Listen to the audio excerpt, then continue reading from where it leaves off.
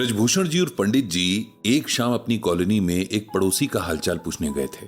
पुराने मोहल्लों में अभी भी ये अपनापन बचा हुआ है, वरना ये फ्लैट सिस्टम में तो लोग सालों बीत जाने के बाद भी एक दूसरे को ठीक से पहचान नहीं पाते। उनके पड़ोस में रहने वाले राघव जी की हेल्थ काफी टाइम से खराब चल रही थी। पहले भी पंडित जी उनसे पूछने गए थे, लेकिन फिर बीच में गीता ज्ञान वर्कशॉप्स में बहुत बिजी हो गए थे। तो रात ही उन्होंने सरला जी से कह दिया था कि सुबह ही राघव जी से मिलने चलेंगे। राघव जी की हेल्थ थोड़ी बेटर तो थी, लेकिन पूरी तरह से ठीक नहीं थी। उनका बेटा अमित भी उनसे मिलने आया था। बहुत दिन बाद पंडित जी ने उसे देखा था। बहुत कमजोर हो गया था, आंखों के नीचे डार्क सर्कल्स हो गए थे और ऐसा लग रहा था जैसे बहुत दिनों से सोया नहीं हो। पंडित जी ने राघव जी से खूब देर बातें की, उन्हें मोटिवेट भी किया कि उन्हें अपनी विल पावर को बढ़ाना होगा ताकि जल्दी ठीक हो सके। जब तक सरला जी राघव जी की पत्नी से कोई स्पेशल रेसिपी समझ रही थीं, तब तक पंडित जी ने अमित से कहा कि हम दोनों वॉक पर चलते हैं। अमित पंडित जी के बड़े बेटे का बेस्ट फ्रेंड हुआ करता था। दोनों हर काम साथ किया करते। कभी अमित पंडित जी के घर खाया करता तो कभी पंडित जी का बेटा अमित के घर खाया करता। यह सिलसिला तब तक चलता रहा जब तक दोनों इस शहर में रहे। हायर स्टडीज के लिए जाने के बाद दोनों बहुत कम मिल पाए, लेकिन फोन पर दोनों अभी भी टच में हैं। थोड़ी इधर उधर की बात करने के बाद पंडित जी ने अमित से पूछ ही लिया कि आखिर उसके चेहरे से झांक रही कमजोरी का रीजन क्या है। कुछ नहीं अंकल, बस थोड़ा सा जॉब का स्ट्रेस है, अमित एक फीकी हंसी के साथ बोला।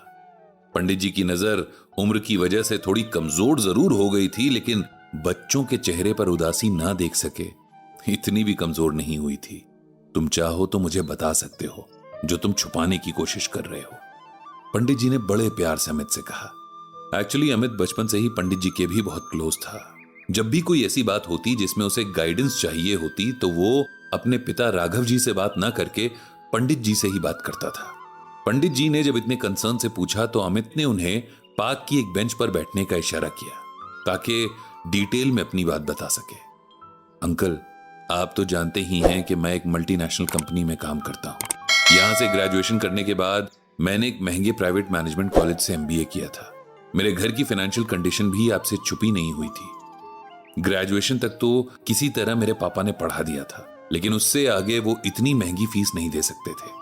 मेरे पास दो ही ऑप्शन थे, या तो मैं एमबीए छोड़ दूं या फिर बैंक से लोन लेकर अपनी स्टडीज कंप्लीट करता।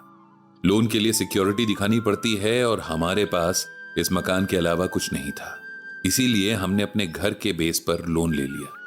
मैंने एमबीए किया और मुझे जॉब मिल गई। घर में सब खुश थे। शुरू में मैं भी बहुत खुश था, लेकिन धीरे धीरे मेरे आगे कॉर्पोरेट कल्चर की सच्चाई आने लगी। यहां ग्रो करने के लिए एक दूसरे को गिरा कर आगे बढ़ना पड़ता है। जिनके साथ उठते बैठते खाते पीते हैं उन्हीं की पीठ पीछे धोखा देना होता है। मेरे साथ भी किसी ने ऐसा ही किया। मेरा रूममेट था अमन। हम दोनों का साथ ही कैंपस प्लेसमेंट हुआ था। उसकी और मेरी कॉलेज टाइम से ही बहुत अच्छी दोस्ती थी और जॉब में तो ये दोस्ती और मजबूत हो गई थी क्योंकि हम अब रूममेट भी हो गए थे। वो बहुत इंटेलिजेंट और एनर्जेटिक था। उसने बहुत जल्द ही पूरे ऑफिस में सबसे दोस्ती कर ली थी। हम दोनों घर आकर अक्सर एक दूसरे से ऑफिस की बातें शेयर किया करते थे। शुरू के 6 महीने हमारी ट्रेनिंग थी, उसके बाद एक रिटन टेस्ट और एक प्रेजेंटेशन होनी थी। जो इसमें सबसे अच्छा रहता उसे कंपनी में एक अच्छा स्टार्ट मिलना तय था। अमन और मैंने अपनी अपनी प्रेजेंटेशन बनाई थी। उसे मेरी प्रेजेंटेशन बहुत अच्छी लग रही थी। उसके मुंह से अपनी तारीफ सुनकर मुझे बहुत अच्छा लगा क्योंकि सब उसकी तारीफ करते थे और उसे मेरा काम अच्छा लग रहा था। अगले दिन अमन की प्रेजेंटेशन थी और उसके नेक्स्ट डे मेरी थी।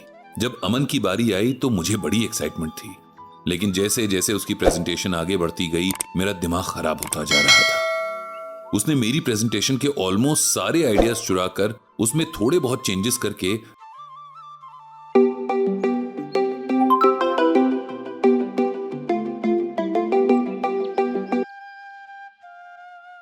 अब अगर मैं अपनी प्रेजेंटेशन देता तो वो सबको अमन के आइडिया की कॉपी लगती। इसीलिए मैंने पूरी रात बैठकर दूसरी प्रेजेंटेशन बनाई। अमन ने मुझसे माफी मांगना तो दूर, इस बारे में मुझसे बात तक नहीं की। इस एग्जाम्पल से आप समझ गए होंगे कि आजकल की प्राइवेट जॉब्स कितनी बेकार हैं।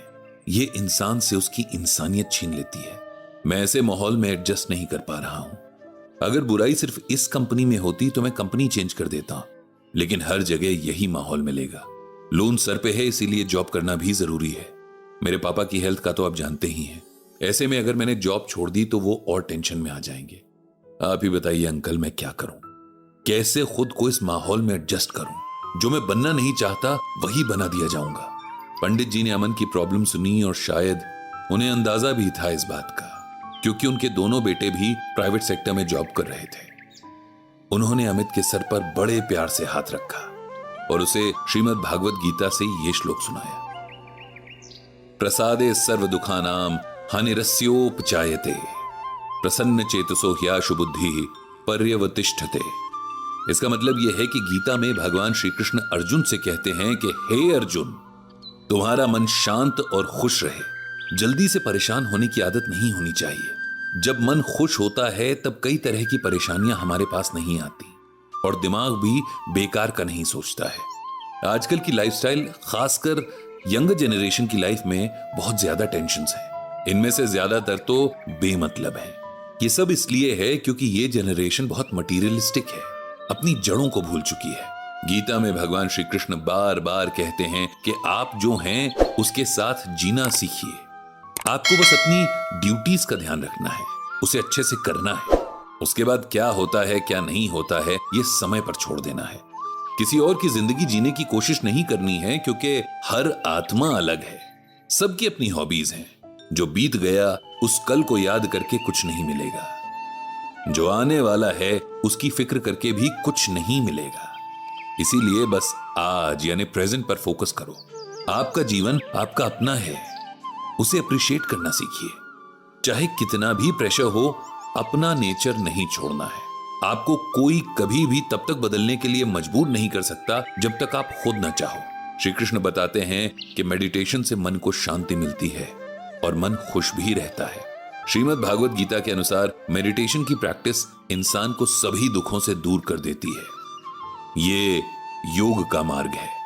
स्ट्रॉन्ग विल पावर और पॉजिटिविटी के साथ मेडिटेशन करना शुरू करो।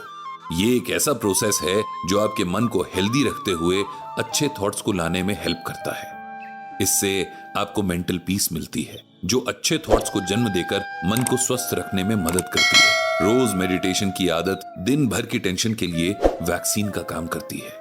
मुझे पूरा यकीन है कि इन बातों को अपनाकर तुम्हें इस टेंशन से राहत जरूर मिलेगी। जी अंकल, मैं आपकी बताई बातों को जरूर अमल में लाने की कोशिश करूंगा, अमित ने कहा। पंडित जी ने मन ही मन भगवान श्री कृष्ण को प्रणाम किया और उनसे प्रार्थना की कि सबके मन में शांति और खुशी भर